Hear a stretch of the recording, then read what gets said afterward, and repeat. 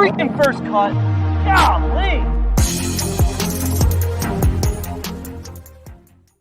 Welcome to the First Cut Podcast. I'm Rick Gehman, and this is your DFS preview for this week's Sentry Tournament of Champions. A new year starting right now. New year, same team. Greg DuCharme is here. Greg, good to have you. Happy to be a part of the same team. It's so fun working with you guys. I am so grateful we get another year of this, at least. It's so cool, and I love doing this show, especially our DFS Monday episodes. Let's go. Let's get after it again. I can't wait. Yeah, this is it. This is where we break down the course and the field, and we tell you all the players we're going to play. Doesn't always work out. Nejad is here. Football winding down. Golf starting to get a little more and more of the spotlight. This is a very exciting time for us. The PGA Tour, they're so smart, right? I mean, there might be other factors involved, but oh, what a perfect coincidence that in the heart of football season, the PGA Tour takes its break. And as football season is definitely winding down, boom, they pop back into another 10 months, we get golf. It's really exciting and it's really smart, I think. It's like 38 straight weeks or something. I counted earlier, but it's something like that. Greg, this week here, as we do every January, we start with the Tournament of Champions. You had to win your way into this event. We had 40 separate winners last season. 39 of them have decided to show up, all but Rory McIlroy. So this is shaping up to be an excellent field. And in terms of the strength of field numbers, one of the best in tournament history. Yeah, it's a loaded field. And look, it's smart for the players to go play in Hawaii. In the fall time, you're just coming off a long season, especially this year. I mean, you came off a really, really packed 2020 season towards the end anyway, after the layoff, and 2021 was the super season, right? You had 7 major championships. You had 6, it was shortly followed. It was shortly followed, or I guess preluded by the PGA Championship in August. So it was jam packed, and I think some players took a little bit of time off in the fall. Not all of them, but some. And now this is an opportunity to get some FedEx Cup points, which are earned and free at the same time. It's a no-cut event in a beautiful place. And it always seems to create a really compelling event. So I think it's wise of the players to play this week. 4 guaranteed rounds, as Greg alluded to. The Plantation course at Kapalua. I'm going to share my screen here. This is from RickRunGood.com. I'll be using the tools on my website to kind of further the conversation and show visuals along the way. But this is a course we should be pretty familiar with. Nejad, it is on the scorecard like 7,600 yards, but don't worry about that. It's a par 73 that's baked in. There's a lot of elevation changes. You're going to be hitting a lot of downhill drives. Doesn't play anywhere near this number. Yeah, that's right. I mean, that doesn't mean the distance for me isn't going to be at least somewhat of a factor, a small factor. But yeah, I mean, I agree that this course can suit a lot of people. I think, for me, I'm definitely looking at distance. I'm definitely looking at par 5 scoring, maybe the shorter par 4s. But at the end of the day, because this is such I don't think, and what we can talk about this as the week progresses, I don't think the wind is going to be severe based on what I've seen just so far. It's super early, so take that for what it's worth. But I mean, I think you're definitely looking at another birdie fest like we always sort of get here. But I mean, like truly like a, minus 20 or better. And so I'm looking for birdie makers. I'm looking for DraftKings scores, like looking at DK points, for example, or birdie or better. I think that's really important here. So the chart you have up here, I mean, obviously putting is going to come into play. It's not super predictive other than the Bermuda part, but yeah, I'm looking for scoring for sure. Mid-20s under par, generally the winning score outside of the year that JT won a couple of years ago. I believe it was a windy year, and 14 under was your winning score. But Greg, this is resort golf. This is big, wide fairways, large greens. They don't want to, if you're on vacation and you're in Kapalua and you're playing the Plantation course, you don't want to get much resistance out there. But now the best golfers in the world go out there and they're thinking, I'm just going to dismantle this thing every chance I get. Yeah, well, the much of the width comes from the slope on the property. So you're designing a golf course, like you said, for a resort stay, for something that's should be an enjoyable and a fair experience. It's not designed for a major championship or a US Open. So when you have that kind of slope in the fairways, you often need it. I mean, you see the ball roll like crazy out here in most years. And when you have not just the downhill slopes, but also the side slopes, that's one of the reasons why you need that width in the fairways from a golf course design standpoint. So it allows the ball to get on the ground, allows the course to get firm if the weather provides or permits, and it allows you to keep the ball in play. So it's fair. That also means you get some side hill lies. There's a lot of undulation and movement in the greens, which is very different than what you may expect from an island course. But there is a lot of undulation. They're typically not extremely fast because of wind and slope. That combination can be dangerous. But it's a really fun golf course to watch. The ball in most years is moving on the ground, which I always enjoy. I find it to be much more compelling. There was one year, I think Patrick, maybe not Patrick. I think it was 2 years ago. Maybe the year, I believe. Careful if you say anything about Patrick Reed, make sure it's factual first. Let's use golf facts here. It was this year. It was the year JT won in a playoff with Patrick Reed and Xander Schauffele. That year it was wet and the ball was not rolling, and it played closer to that 7,600 yards, you said, Rick? Yeah. It played much closer to that, and it didn't have the same excitement that we have. But most years you do see the ball on the ground, you see it moving, you see it running, and it creates for a great event.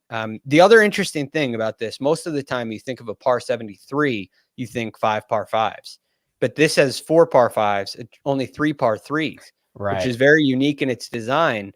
But it still makes it easier for scoring, and it enhances what Sia says about birdie averages. Birdies are more rarely made on par 3s than par 4s and par 5s. And typically you'll see the scoring averages on the PGA Tour across the whole season closer to 3 on par 3s. So it's just an interesting tidbit. I'm not sure how big of an effect it has, but I guess you limit your par 5 importance over what you might typically think of on a par 73.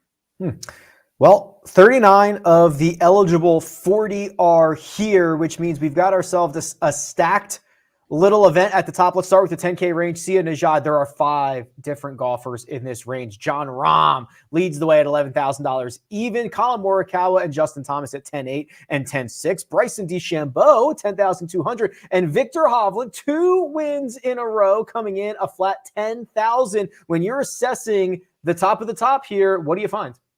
So my first reaction is, when I look at this, is, okay, it's only a 39-person field. And just from a pure game theory standpoint, because it's a smaller field, I'm always curious right off the bat, especially in shorter fields, who are people going to gravitate to? So I just want to have that sort of out there in terms of, the golfers that I'm going to like. I sometimes will qualify them with, hey, I don't think this guy's going to be super popular. But with all of that said, I mean, Jon Rahm, obviously at 11,000 on DraftKings, he looks to be probably my favorite guy. But in terms of guys that I'm going to be rostering first on my DraftKings team in this range, that might be, I say might be because I'm not sure. I'd like your opinion on this. Bryson DeChambeau. I think distance is going to benefit him to some degree. I think we know he can get really hot with the putter. We know he's good on Bermuda.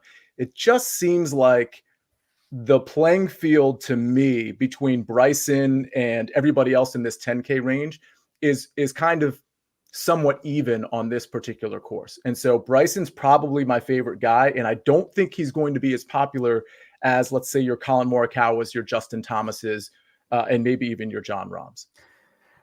Greg, this is an interesting conversation to have, and I'm glad we're having it right here at the top here with Bryson DeChambeau. Correct me if I'm wrong, but if you're hitting kind of the same spots on the fairway with the run out, I don't want to say most guys are going to play their second shots from the same position, but that might happen more frequently than a different course. Bryson's real distance advantage might actually appear on the second shot when he is hitting shorter clubs in than everyone else. Am I on the right train of thought here, or do you see it differently? On a lot of holes out there, you're right. The ball funnels into some similar spots, assuming it's firm enough for that to happen. And Bryson always has an advantage on his second shots when it comes to distance. Always. He hits the ball really high. That might limit some of his run. I think that's part of the reason why you've seen Patrick Reed have some success here. You can fact check me on that. I believe he's had a little bit of success here. He has. But he kind of, it's like you can be sneaky long, right? You get a lot of run out in the fairways. And if you land the ball in the right position, you can gain a lot more distance than your club head speed may indicate. I don't think Bryson will be necessarily taking advantage of that. But all in all, the big advantage for Bryson, with his distance included in this, is the width of the golf course. It's so wide. There's a lot of room out there, and it should, on, again, not every hole, but on many of the holes, allow him to really let it rip. The concern I have with Bryson, and especially compared to the other players in this range, we haven't seen a lot of him, and what we have seen hasn't been great. We saw him at the Hero World Challenge. It wasn't necessarily a great performance. It was T14. Remember, there's only 18 players in the field. We saw him at the match, and it didn't go very well. So looking at those two things, not that I put those events up on a pedestal, but the only thing that I did see this tweet, and it might have been from PGA Tour Splits or something like that. They said that 5 of the last 6 winners have either won a FedEx Cup playoff event or won in the fall, and definitely played in the fall. So I think there's some, and I've seen it too, guys who played a moderate fall schedule have had a lot of success in this event.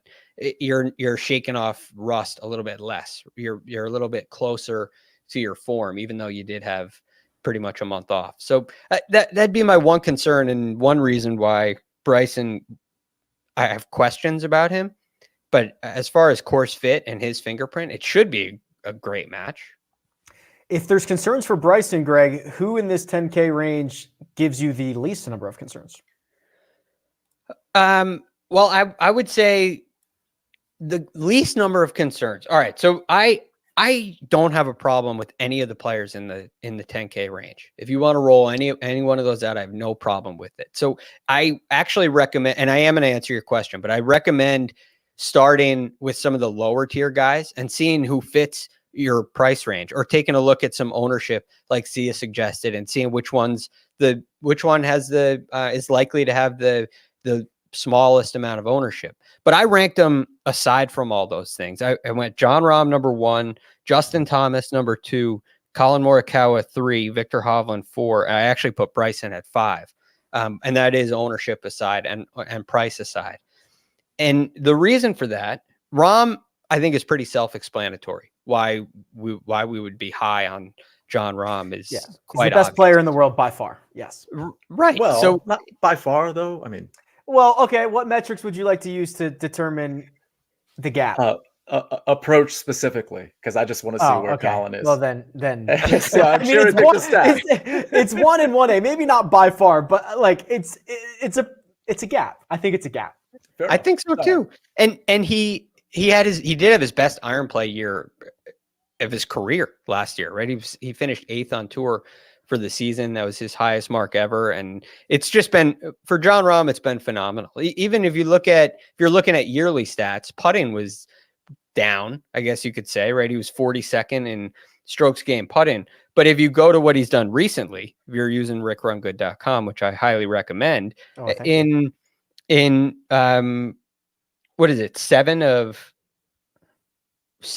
8 events he gained, or he gained in 7 straight. Yes, 7 straight events before the Fortinet on the greens. So he had a great end of the season on the greens. Putting is far from a concern with him.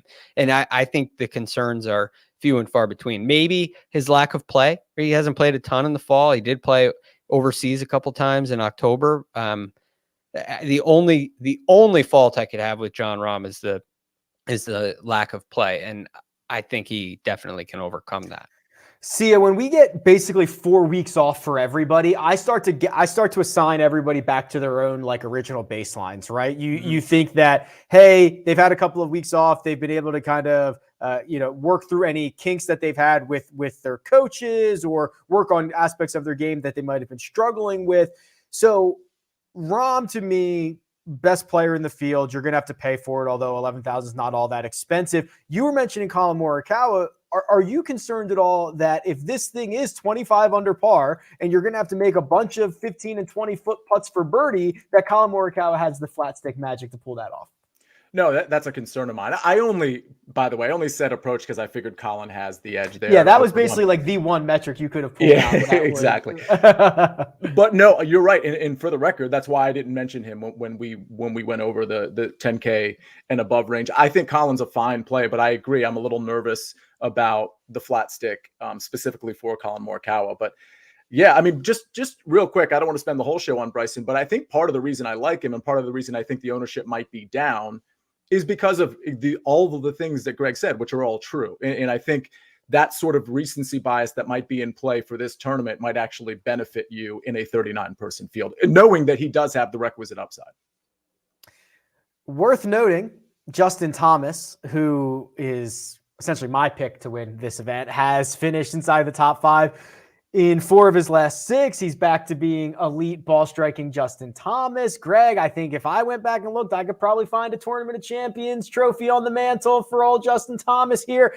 I am so excited for what he's going to do in 2022. There would be no better place, no better time than Hawaii in a no-cut event, 4 guaranteed rounds, small field, playing like JT again. Let's go, fire him up. And I put him number 2 on my board. Not that I did full field power rankings, but he's number 2 in my 10K range for many of those reasons. I mean, if you do normalize statistics, you got to look at course history. This may be an event where course history is more important than recent form, which is rare throughout the year. It might be the only event of the year. I guess you could perhaps include the Sony or some of the earlier events where guys are playing for their very first time. But this is definitely an event where course history seems to be a little bit sticky. Would you agree with that, Rick? Yes, and it's a unique course, right? So when you get a unique course, course history tends to get pretty sticky like this, where it's always played at the same time of year, it's always played at the same course, it's very unique. There's kind of not a specific way to do it, but yes, the strength of field is generally very similar because you get champions here. This is a sticky course history place. And so that's a huge bump for JT. And if you go back and normalize to, you go back to their players' original fingerprints, if you will, because everybody's had 4 weeks off and you expect a baseline to come out. His baseline's as good as anybody's. So I love that aspect. The other thing I really like is what are JT's problems? What makes JT struggle? Well, errancy off the tee is a big one. Yes. And this is a course where there's very limited penalty from hitting it in the rough, and the fairways are 80 yards wide. So JT can really get the ball in play around here. He can lean on that iron game as well as anybody. And I think those things really benefit him. You mentioned earlier about Collin Morikawa, why, if you have to make 25 birdies or 30 birdies in order to win here, does his putting concern you? And with both JT and Collin Morikawa, their proximity to the hole being as good as it normally is another way to circumvent that, where guys, this is a course where you see some bogeys made, and there's a lot of 3 putts here because the greens are so big and undulating. And if you're able to get it in the right section of the greens, which both these players will be able to do more often than the rest of the field, or at least at this point, that's what we think. The greens aren't all that fast. So all of a sudden putting gets a little bit easier if you're in those proper proximity ranges, and right, they can make birdies that way. So while, like I noticed on your course overview sheet, I was studying that a little bit earlier before the show, putting is very important. Strokes gained putting is very highly rated. There's a a pretty strong correlation with strokes gained putting and success at this event. But you do have guys like JT, Hideki Matsuyama, who have also had great success here, and they're known to be poor putters. More so Hideki than JT, no question. But so I do think there's another way to go about it here. And I think JT and Morikawa can both get it done with their iron play. They certainly do it a different way. And see, I don't want to spend the entire show on the 10K range, but there is a guy who has won 2 events in a row. There is a guy who, in his last 100 rounds, so if you could take the last 100 rounds for every golfer, Jon Rahm, the best player in terms of strokes gained total, the best metric that we have, Jon Rahm is number 1. Victor Hovland is number 2. 100 rounds is a long time, and he has won 2 events in a row, and we have disrespected the man by not talking about him until 21 minutes into the show. This is absurd. You're right, actually. In my initial diatribe on the 10K range, I meant to mention Victor Hovland, but I was getting a little long-winded like I typically do. And I only say that because Victor might be listening, so I just wanted to throw that. You never in know. It was just a misfire on my part. No, of course I like Victor Hovland. Victor Hovland is a guy that can absolutely get hot on a birdie maker's course. So yeah, I mean, if I had to rank, like, let's say the top 3 for me that I'm going to play in my DraftKings lineups. And this, of course, factors in ownership as well. It's probably going to be Bryson, Hovland, Rahm for me. Bryson, Hovland, Rahm for Sia. I would probably rank them JT, Rahm, Victor, Greg.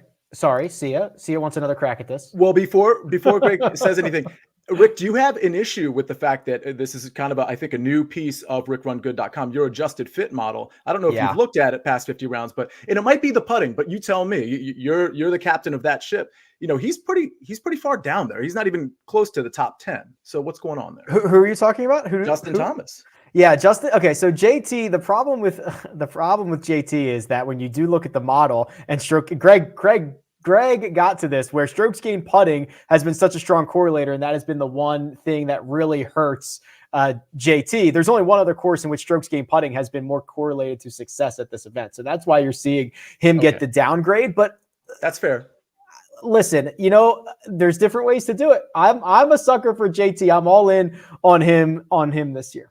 It's such an I love having a course fit model like this. But as I was looking back, there are a couple of asterisk players that I saw down that list too far that I have to give, right. I'm going to give like the model, the course fit model with the GFD asterisk, the real GFD asterisk on it. That's and right. I put JT way up there because his course history, which isn't a statistic, right? It's my assumption is that's not included in the course fit model. And I understand why that would be, but that has to play a role when you're looking and analyzing a DraftKings model, who you're actually going to click the button on. So I got JT right up. I have Rahm 1, JT 2. That's really a 1A, 1B. That's really a price thing. I would make that decision when it comes to price.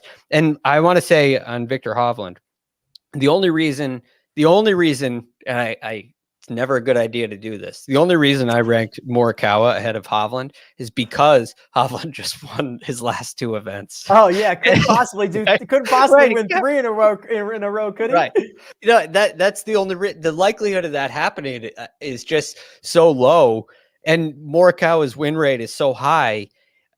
I mean, those 2 players are neck and neck, which is so cool to watch. And unfortunately, I'm giving the nod to Morikawa because of Hovland's recent success. It's just been too good.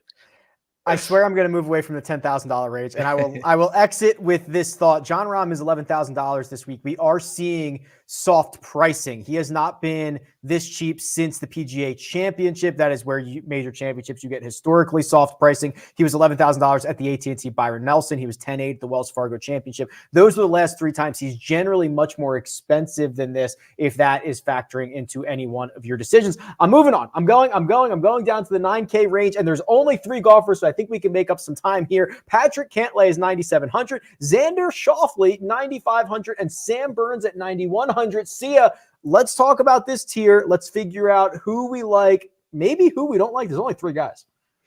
Yeah, so I'll be short here.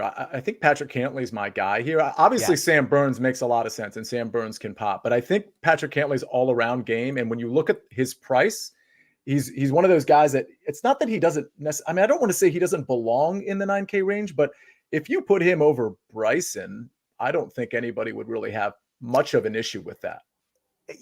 You could have Patrick Cantlay be the second most expensive golfer, and I wouldn't have a problem with it, behind Jon Rahm. I completely agree with you. I think he's the most mispriced. I've been messing around with these new power rankings, and I've been messing around with weighted strokes gain numbers, Greg, because this is what, and I think you were kind of getting to this a little bit earlier. You know, there's a big difference between gaining 2 strokes on the field at the Bermuda Championship and gaining 2 strokes on the field at the US Open. So when you start factoring in strength of field numbers, I've created these weighted strokes gained metrics, and it's still Jon Rahm being number 1, but Patrick Cantlay kind of closes the gap on him a little bit, or solidifies his spot as the number 2 golfer in this field when you look at the weights. And really all that means is he shows up and he plays well when the best players get together.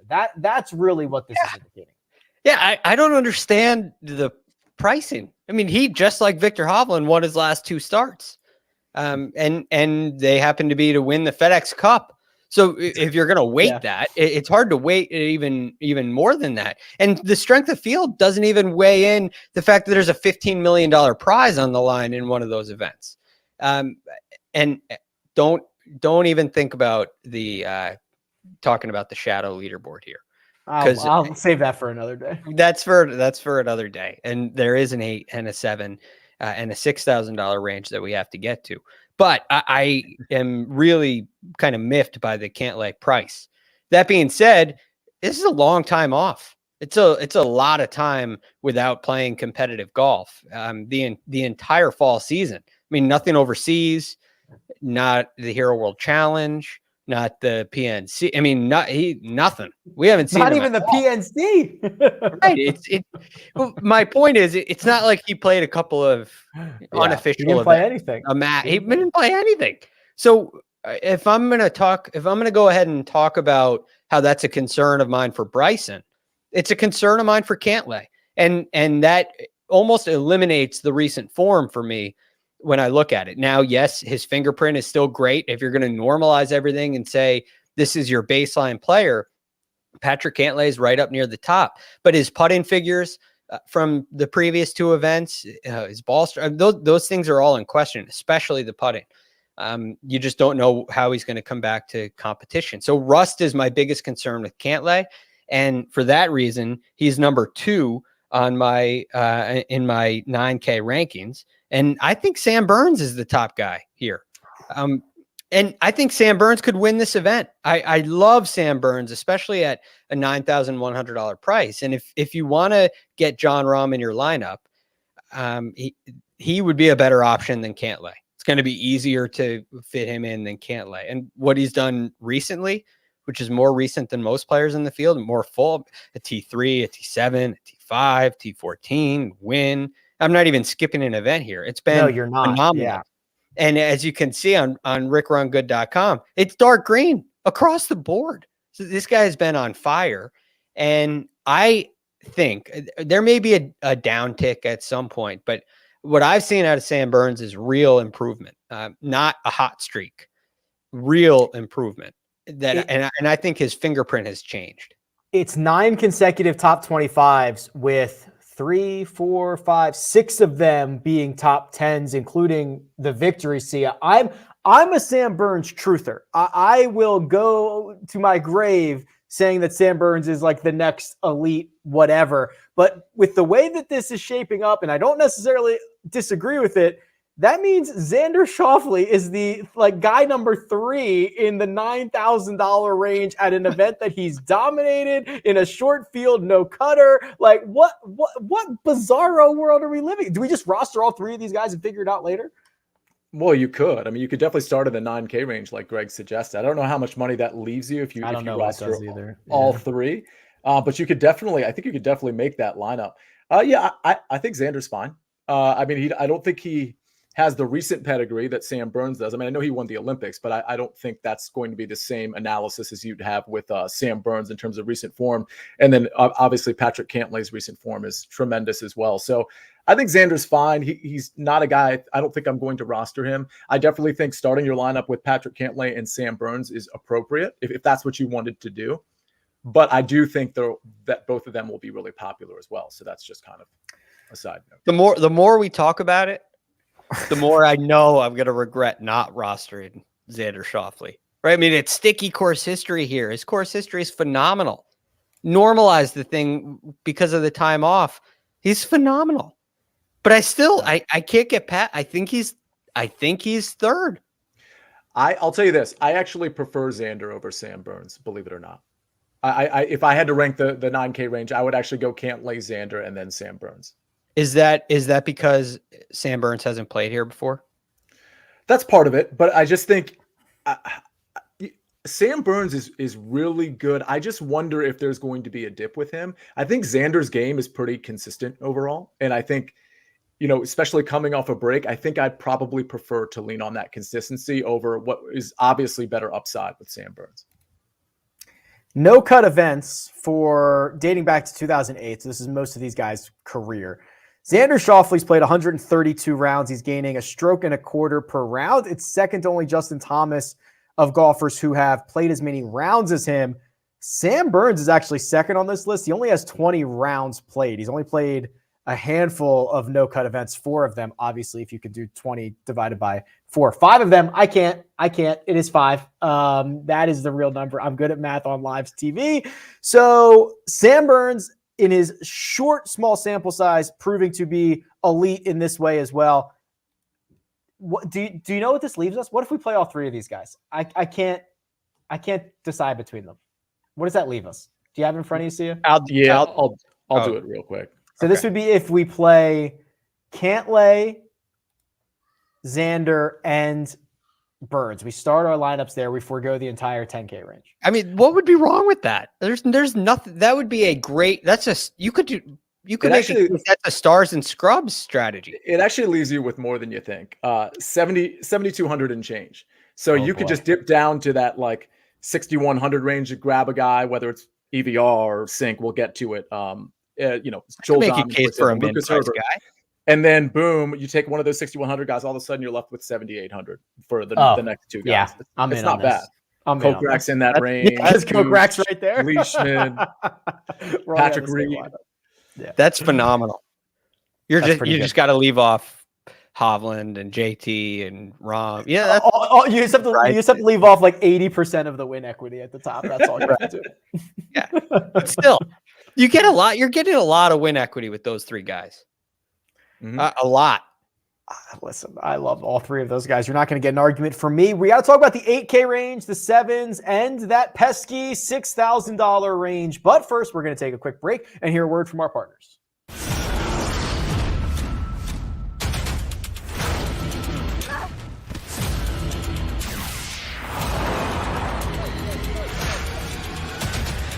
Bingo.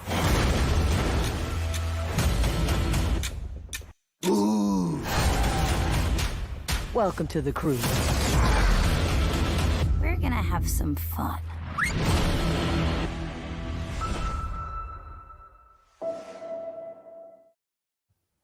And we're back. The $8,000 range. Now we're starting to get a little bit bigger here. Starts with Jordan Spieth and Hideki Matsuyama. Continues to Brooks Koepka and Daniel Berger, who, by the way, as of maybe an hour ago on Instagram, didn't have his clubs yet. Hadn't seen those. Hadn't made it to Maui. We'll keep an eye on that situation. Cam Smith, Sung Jae Im, Abraham Ancer, and Tony Finau round out this $8,000 range. Greg, it is the Tournament of Champions, so we do see bigger names here for less expensive than they normally are. Where do we go in this section? I'll give you again, there are some tough calls on this one. And I'm finding that without really recent form, it's really hard to make some calls on these guys because we're blessed with so many great players. But I mean, Daniel Berger and Cam Smith are low 8K guys. So I love them. But my top guy in the 8K range, I think is Sung Jae Im. Oh, yes. I'm having I like Hideki too. So my order is Sungjae, Hideki, and then Daniel Berger and Cam Smith. Those two are near a coin toss. I might lean a little bit to Berger on that for my third spot. But when you look at Sungjae Im, it's hard to really find an argument. I mean, what he played in the fall was substantial. Played 4 events in the fall. He won in the fall. He has a top 10. His worst finish is T31 at the Sanderson, and then he went first, tied 9th, tied 19th. And I see a lot of dark green on his page on RickRunGood.com. You know what I like about Sungjae? Obviously a lot, but when he won at Summerlin, that was 25 under par, something like that. You're probably going to have to fill it up, make that many birdies this week. The other thing about Sungjae is he hasn't lost strokes off the tee since the John Deere, has basically gained strokes on approach every week since then. And see, he's phenomenal on Bermuda. It's his best surface. I mean, this is shaping up to be a pretty good spot for Sungjae, I would imagine. It is, but I seem to recall a couple months ago when we had back-to-back Bermuda courses, Sungjae wasn't great. So I'm not saying he's not good on Bermuda all of a sudden, but I don't know how much I want to factor that in because when I see his putting, and I do want to lean on guys who can get hot with the putter. Now, he can, but it's usually like one every 4 or 5 tournaments where he actually does get hot. Yeah, you are accurately very see ya. You know what? Hat tip to you, my friend, because the longer term Bermuda numbers are certainly skewed in Sungjae's favor. He has lost on Bermuda 1, 2, 3, 4, 5, 6, 7 of his last 8, and the one he gained, see ya, 0.01 stroke. So he didn't gain so well. It was basically this phenomenal stretch before then that really inflates his longer term Bermuda grass putting numbers. That is astute and sharp, my friend. What would we say about a guy? Let's use a different metric, for example. Let's use approach, who crushed it for 7 or 8 tournaments in a row and then was losing strokes in kind of a significant way for 7 or 8 tournaments in a row. We'd say he's bad on approach. We'd say he's bad with the irons, but with Sungjae, we're still saying this. And so I don't know what to make of him on Bermuda, but I know what the stats tell me is for right now, he's not very good on it. The one thing I would say about Bermuda that's an interesting surface this week, especially, most Bermuda greens are also very flat. They don't carry a ton of undulation. If you look at the golf courses in Florida, those stand out to me in a big time way. Maybe most isn't true, but many, even next week at Waialae, the greens tend to be a little flatter on Bermuda, and grain plays a bigger role, but these are really undulating greens. Is there a course you can think of that has more undulation in the greens that's also a Bermuda surface? Not Bermuda. Right. I mean, you have I can think of Bent. Right. Yeah. Right. There, most of the really undulating greens, at least off the top of my head, are bent. They're in the Northeast where it's a little more hilly. You get a little more undulation in the property as a whole. So I wonder if that plays an effect. Because again, like you said earlier, Rick, this is unique. This golf course is unique, and I don't think it's unique because of Bermuda. I think it's unique because of the drastic amount of slope on the property, and the greens are included in that. So when I choose Sungjae, it's not really a Bermuda grass thing for me. It has a lot to do with ball striking. The possibility of the putter getting hot is there. But see, I wanted to ask you this. How do you rank when you're looking at an event like this, where you know birdies are going to be important and putting shows up as being very important in the model? How do you rank birdie average versus putting averages or strokes gained putting or any given putting metric? How do you compare those two? Well, I think here, I think it depends on the tournament here because there's such an emphasis on putting. And I understand it's a volatile stat, but I do want to probably find a little bit more consistency with the putter. So, and I'm hoping that's congruent with the birdie or better average. So that's, and I know consistency is almost like a bad word when it comes to putting, but consistency doesn't to me, it doesn't necessarily mean well, I'm just consistent, like I'm gaining a stroke here, a stroke there. That can also mean that you're popping with the putter as well. I just don't want to see the divots, if you will. I don't want to see the 4 or 5 in a row where he's somebody's losing 3 or 4 strokes and then boom, he pops once. Like I'd prefer some consistency there. That's how I'd answer that. If I was going to go along with that with Sungjae, 3-putt avoidance, if you look at what he's done so far this year, again, it's a small sample size, but in this season, he's 205th on tour in 3-putt avoidance. Last year, he was much better. He was 56th. So I wonder if, I guess I could see your point there, but I have a good feeling on Sungjae. Sia, take a crack at this $8,000 range and pull out a name or two for us, my friend. Yeah, there's 3 that I like quite a bit. And honestly, the putting really factors in here. They're going to be pretty popular. I think Daniel Berger, Cameron Smith, and Abraham Answer are probably my 3 favorite here. All 3, if you look last 24 rounds, last 50 rounds, last 100 rounds, Answer and Cam Smith show up in the top 10 in really every single one of those. By the way, I've got top 100 loaded right here. If you're watching on YouTube, Cam Smith 2nd in this field in strokes gained putting. Abraham Answer 7th during that stretch. And even if you start to adjust this around 50 or whatever you want to look like, you're gonna see Answer. You're gonna see Answer and Smith's name near the top of the leaderboard. Yeah, and you'll see some Burns. Just side note, Bryson is on all 3 of those lists, I believe. The top 20, last 24, last 50, and last 100 rounds putting. Cantlay makes some appearances there as well. But the point is these are good ball strikers. Other than Cameron Smith off the tee, not necessarily, but that's not going to hurt him here. So I think the price on Cameron Smith, I think there's definitely some win equity there, maybe more so than Daniel Berger and Abraham Answer. But I just like how they strike the ball, and I like that all 3 of them can consistently get hot with the putter. Yeah, Smith is someone that showed up. Everything I ran, Cam Smith's name continued to show up, which I guess I'll have to do a little bit more homework on him. But we've got to talk about probably the biggest name in this range. He's $8,900. His name is Jordan Spieth. And I am under the impression, Greg, that his range of outcomes is bigger than anybody's in this entire field because he has legitimate win equity. We've seen him win this event. We've seen him contend. We've seen him win recently. We've seen him contend a lot recently, but he limped to the finish line of 2021. The approach play, which he was so sharp with all summer long, he lost it. He finished dead last by a mile at the Hero World Challenge the last time we saw him. Now 4 weeks off to try to get right. I would not be surprised if Spieth won. I would not be surprised if he finished 39th. Yeah, I completely agree, Rick. And you said something earlier. You just mentioned it again about, normalizing a player when you have 4 weeks off. But Jordan's the one guy in this field that stands out to me who I don't know if you can do that with. And the reason is he had 4 weeks off, but also with a new baby. Yeah. And that's a big factor because you just don't know how he spent his 4 weeks. And I wouldn't blame him either way if he was working on his game for 4 weeks and really putting in some really solid effort and trying to get himself back on track for this event, or if he's spending time with his family, a new young family. He has every right to do that, and I wouldn't be surprised if he did, and I wouldn't blame him for it either. So, and the last time we saw him at the Hero World Challenge, I know it's the Hero World Challenge. You can't put too much weight on it, but it wasn't a sharp performance. He came in last in the field. It wasn't great.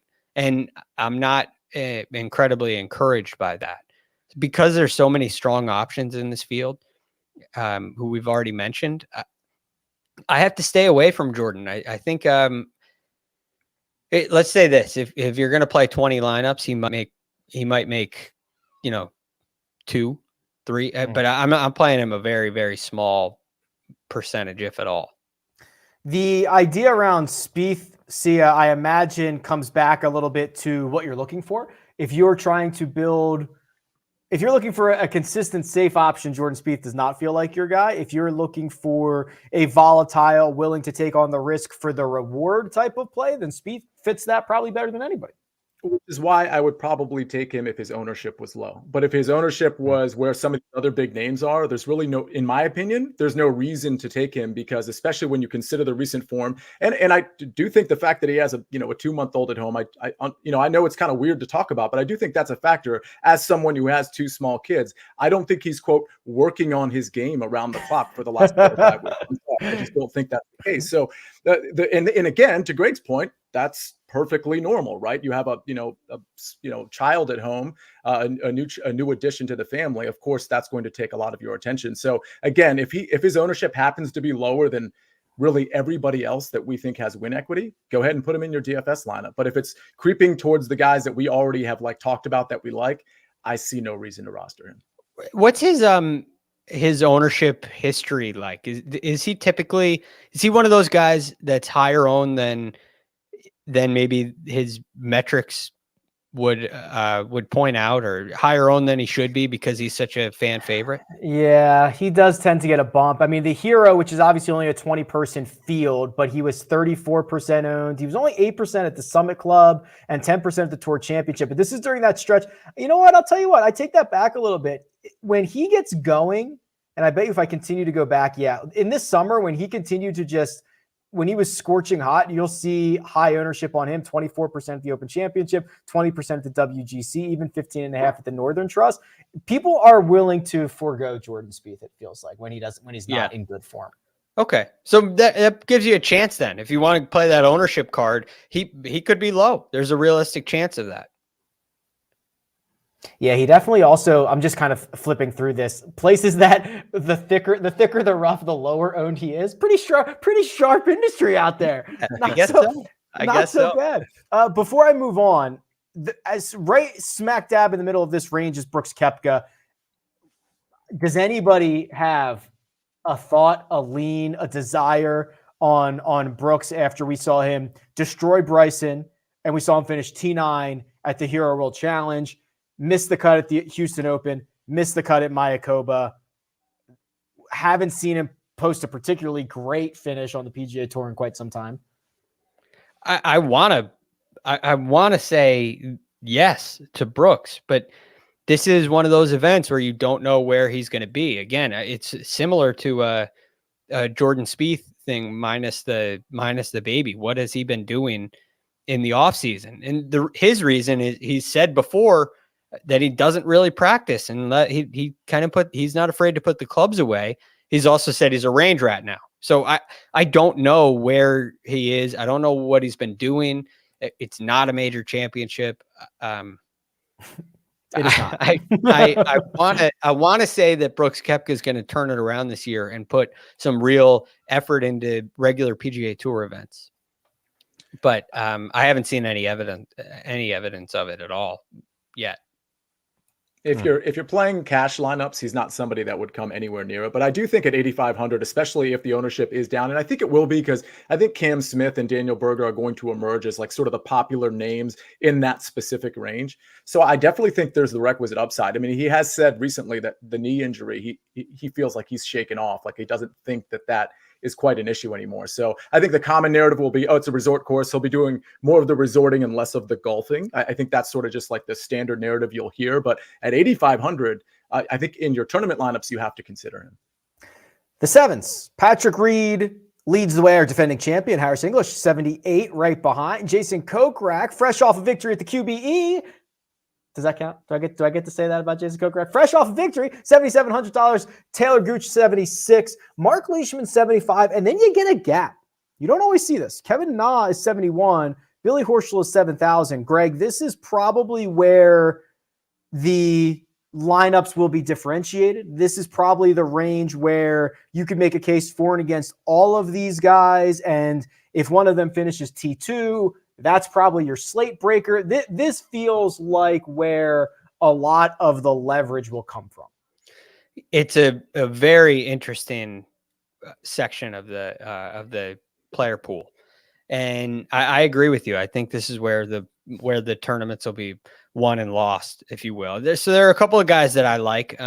One is he's maybe not my first, but he's at least 1A or 1B. He's right there with another player, but who I know for a fact you guys are going to mention. But Mark Leishman really has my interest this week. There are a couple reasons for that. One of them is his recent form has been really pretty good. He was 19th in Houston. He was tied 38th at the CJ Cup, but before that, he had 2 back-to-back top 5 finishes to start off the season. I know that's a long time ago, but it speaks to what he's done with the putter, and he's a guy who can really roll it. So I think Mark Leishman has a real chance of having some success here. The weakness for him seems to be accuracy off the tee. His iron play can really heat up. And so I think his weakness is mitigated a little bit by the setup of the golf course. And I like what he does with his iron play, and I like what he does on the greens. So I give Mark Leishman a really good, a really solid look here. Yeah, Leishman, streaky-ish kind of golfer that I never seem to get right, but he did have a decent fall. Sia, when you start to assess the $7,000 range, what do you find? I agree with Leishman. I actually don't ever really roster Leishman, but I do think this is a really good course fit for him. So I'll tag along with that one. Jason Kokrak jumps out at me. He kind of jumps out at me, I think, more than most in terms of like, right? I mean, maybe. I don't know. There's the names in this 7K range. Yeah, I agree. He'll probably pop maybe with your Patrick Reeds. I don't know that Harris English is going to get a lot of love, even though he is the returning champ. There's not a lot to choose from. So yeah, you're probably right. I mean, Taylor Gooch is going to get some love too, I would imagine. But yeah, I think Jason Kokrak, I mean, he's good off the tee. He's good on approach, and the putter can get really hot. So Leishman and Kokrak are probably my favorite here. Victor Hovland, Patrick Cantlay, Jason Kokrak have all won each of their last 2 starts. If you give Kokrak the QBE that he shared with Kevin Na, which is an interesting note. I will put this out because we've talked a lot about Jason Kokrak finding the putter, Greg. It's a real thing. So we're 100 rounds into this. 100 rounds is a really long time. Jason Kokrak, last 100 rounds, by far the best putter in this field. And really, even if you remove that filter, the only guy with a significant PGA Tour experience in which Kokrak is not as good of a putter as is Ian Poulter. That's literally the class that he is in now statistically ever since apparently lengthening his putter 2 inches and becoming the best on planet Earth. Yeah, I told you that can make a real it can make a real difference. Unbelievable. You just normally don't see him go to the very best, right? You become a good putt, But it's similar what Kokrak has done. It's similar to what I said about Sam Burns, how he's really changed. It's not a hot streak anymore, right? He's really changed his fingerprint and become a legitimate putter. And 100 rounds, I completely agree with you. It's enough to say that. So I like Kokrak. He was the guy I said I was sure that one of you guys would mention. And the other thing that he has going for him is like this is a course model when you look at that I trust mildly. Right. I look at what that course fit is, and I definitely put more asterisks here than I will at, say, the Farmers Insurance Open. There are some other events that have really strong correlations to success when it comes to the stats.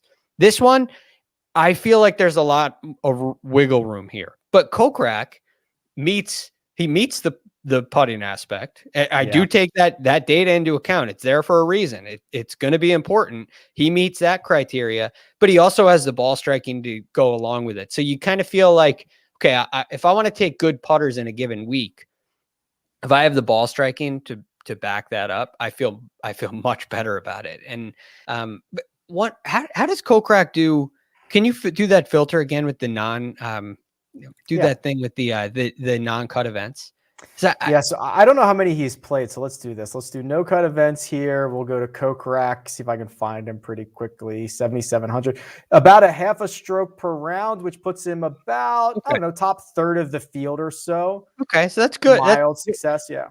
Good enough, right? Middle ground with his fit, with his statistic fit, his recent form. Kokrak's checking all the boxes for me. So yeah, he won the CJ Cup. That was a larger field than this. Also, no cut event. He won that. He finished 9th at the WGC Workday, 15th at the BMW. He's played well enough recently.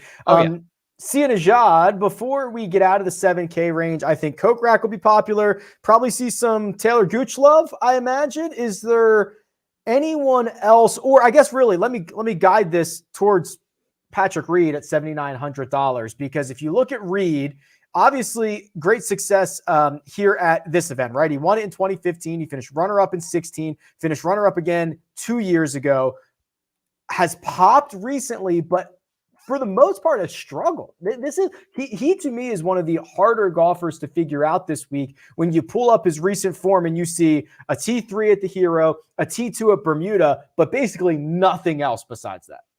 Yeah, and that's the type of variance you probably want to embrace when the season is just starting. So at 7,900, I actually think Patrick Reed is a pretty good play. He's not somebody I've really been interested in quite some time because of the statistics. It just doesn't add up in terms of rostering him. But again, I think when you're starting a season and you have a long break, like, of course I want to see, somewhat of recent form, but I think we're in a situation where there's going to be so much variance in the first few tournaments back in the calendar year that I think guys who you think have win equity, like a Patrick Reed, who, by the way, to your point, has finished third and second, over the last handful of tournaments.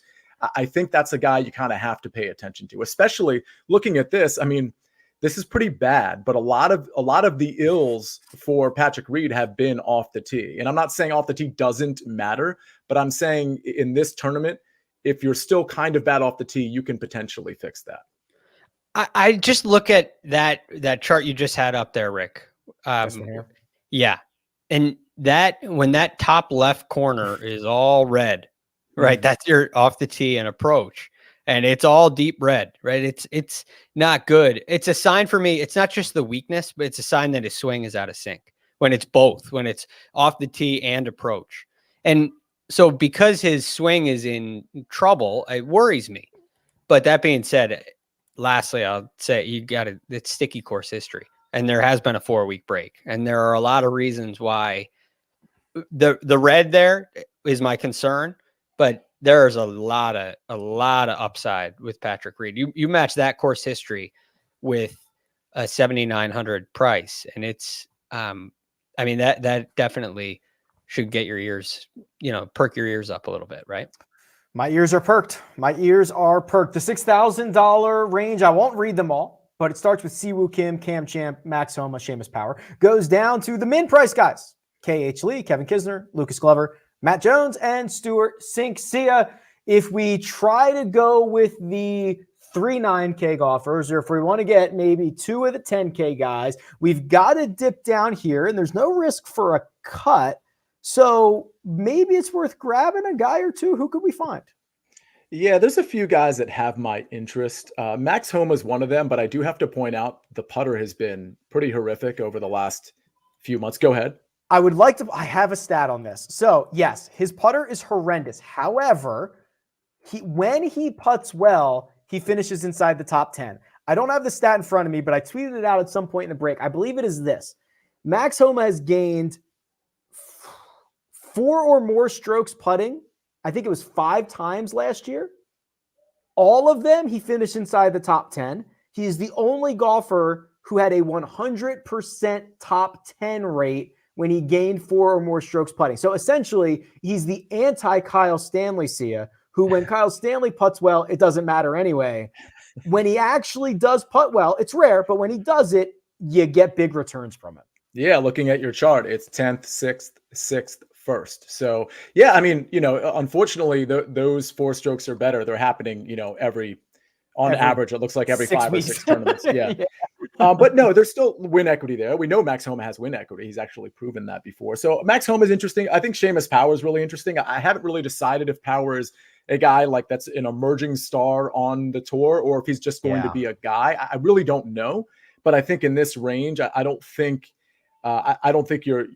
it's a bad move to roster him if you need to go down there. Maybe a couple other names to consider for me. Before you do that, the power stuff is interesting because this is why he's basically the reason I tried to create these weighted strokes gained metrics, because if you take the raw numbers if for the last 50 rounds, John Rahm is first, Seamus Power is second. I don't think anyone actually believes that, as much as I love Seamus Power, but his win at Barbasol, and he kind of beat up on a lot of weaker fields. When you put the weighted strokes gained on, he goes from second to 18th, which I think is probably much more indicative of his true skill set. That's still a lot better than he's being priced, but this is why I think the weighted stuff is going to become a lot more important when you're trying to compare a John Rahm to a Seamus Power, if you must.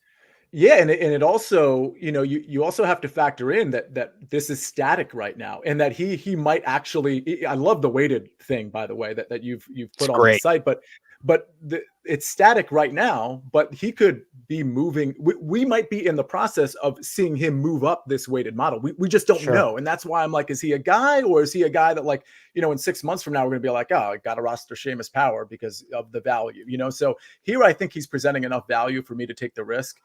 So yeah, Seamus Power is another one. EVR is a guy I'm moderately interested in. Other than that, I kind of have a feeling, and I hate to say this because it's not necessarily backed by any sort of data. Cam Champ has my interest for whatever reason. And by the way, his history here isn't bad. I mean, last year it wasn't great, but the 2 years prior to that, it wasn't bad. I do think he's kind of a good course fit. So he's a guy that I think will be very low owned, that I might check out. Yeah, Cam Champ and Cam Davis, I've got like a little sparkle in my eye for just bombing around with no regard for where you're going to hit it and see what happens and see if you can just tap into the raw talent.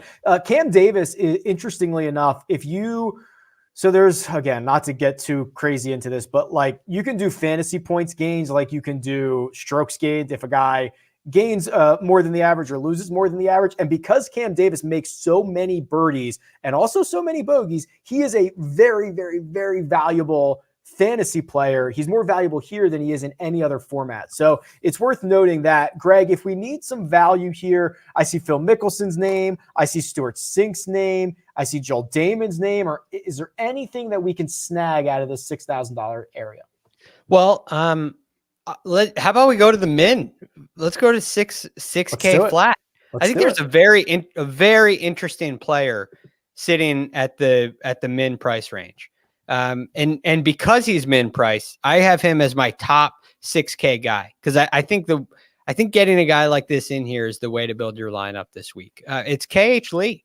KH Lee's played some really nice golf of late, and I think the fingerprint could be pretty good here. So he's been a good putter of late. He's had some really nice finishes of late. T14, T25, T18 in his last 3 starts on tour. So I like the fact that he's played 4 events in the fall, made 3 cuts of 3 top 25s, which is all good.